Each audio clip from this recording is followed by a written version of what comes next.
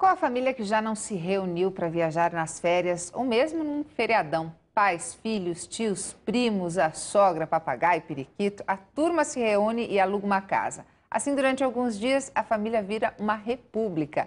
E um ambiente como esse é ótimo para as crianças interagirem mais com outras crianças, aprenderem novas regras de convivência. Sobre esse assunto a gente conversa com o educador e psicólogo Marcos Meyer. Bom dia, Marcos. Bom dia, bom dia. Eu não consigo avaliar a importância de uma experiência dessa para a aprendizagem da criança, mas eu, por experiência própria, posso garantir que isso rende uma boa lembrança, pelo menos, né? E a lembrança, às vezes, pode ser muito positiva ou pode ser muito negativa, depende de como são estabelecidas as regras de convivência.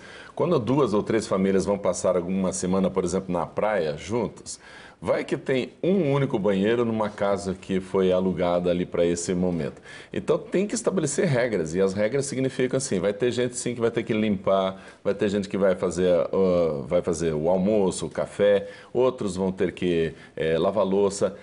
Tudo isso está sendo feito uma escala ou estão pensando que vai ficar tudo por conta de uma única pessoa? Aí essa pessoa de repente já está estressada e começa a dar bronca nas crianças que estão perto, irritando. Aí aquele clima que poderia ser um clima muito gostoso vira um clima de irritação, de bronca, de castigo, sai daqui, vai para lá. E aí nada de festa, nada agradável um momento desse. Mas essa interação da criançada, todo mundo junto, é um bom momento para as crianças aprenderem regras de negociação. Então, por exemplo, tem um brinquedo só, uma rede só para deitar. E agora, como é que vai funcionar? Então, você vai ficar um pouquinho, depois sou eu.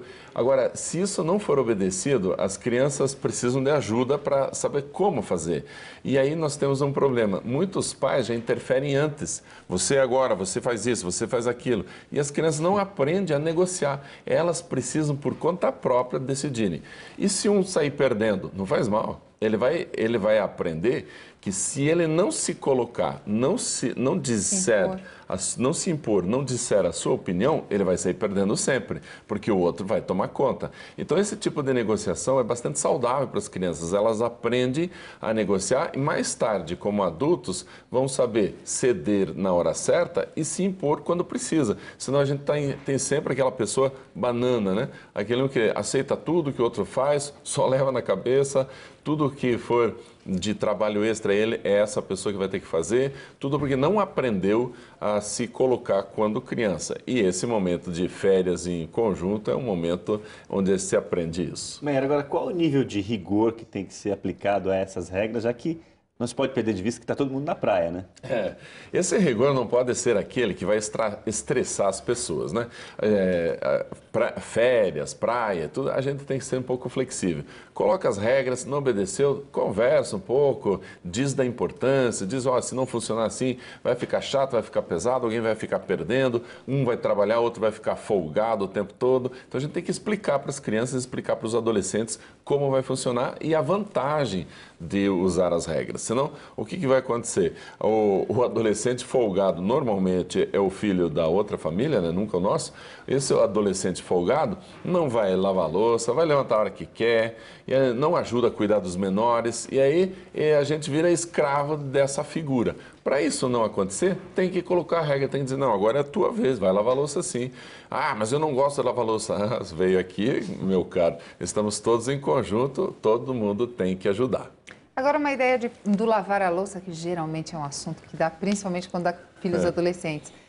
Cada um lavar a sua não seria uma dica? E as crianças pequenas também devem participar desse processo de ajuda?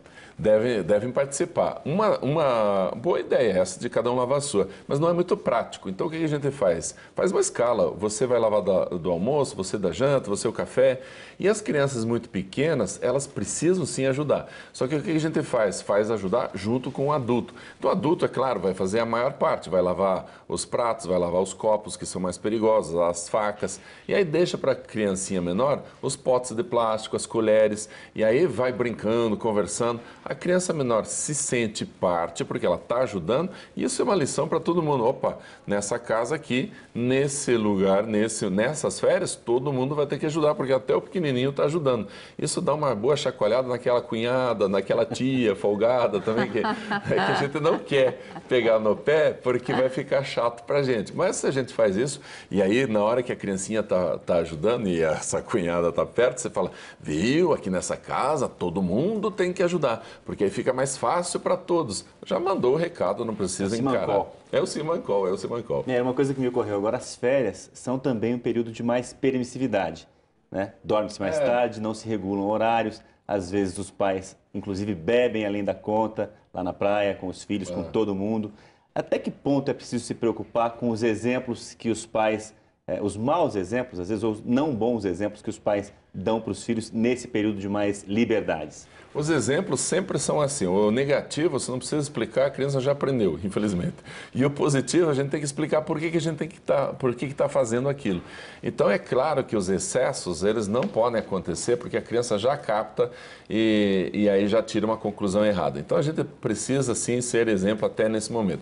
Mas é claro que a permissividade um pouco, a gente pode abrir um pouco, ser mais elástico, mais flexível nas regras, isso não tem nenhum problema. Então, a criança, por exemplo, que vai dormir mais tarde, tem que acordar mais tarde, porque se você for rigoroso com o horário de levantar, mas não o horário de ir dormir, as crianças começam a dormir menos. E criança que dorme menos fica irritável, qualquer coisa já está chorando e tal. E aí cria um climão dentro da casa e fica ruim para todo mundo. Então, todo mundo nas férias pode dormir mais tarde? Sim, mas tem que acordar mais tarde também. Mas esse período em que as crianças estão dormindo, muitas vezes os pais aproveitam para se divertirem também, para fazer alguma coisa mesmo em casa. Lógico que não vai deixar a criança sozinho, mas faz um churrasco, coloca uma música. Não tem essa contraditoriedade? Tem. Agora, o legal é a gente fazer o seguinte, amanhã cedo você vai levantar para cuidar das crianças e a gente vai ficar dormindo. No outro dia, eu levanto para cuidar das crianças. Isso é importante acontecer, porque senão o sono de todo mundo fica atrapalhado e o que acontece? A criançada vai levantar mesmo, porque eles querem brincar, fazer bagunça e tal. Então, essa pessoa leva na praia ou leva na areia, vai fazer alguma coisa, dá tempo para o restante do pessoal descansar, tomar um café mais sossegado, sem aquela criançada subindo no pescoço e tal. Então, isso é importante acontecer. Mas é importante essa escala, se não houver a escala, aquela criançada acorda e começa a mexer com todo mundo que ainda está tentando dormir. Bom, sem fazer das férias pesadelo, né, Meire? Exatamente, exatamente. Até a próxima. Obrigada. Um abraço.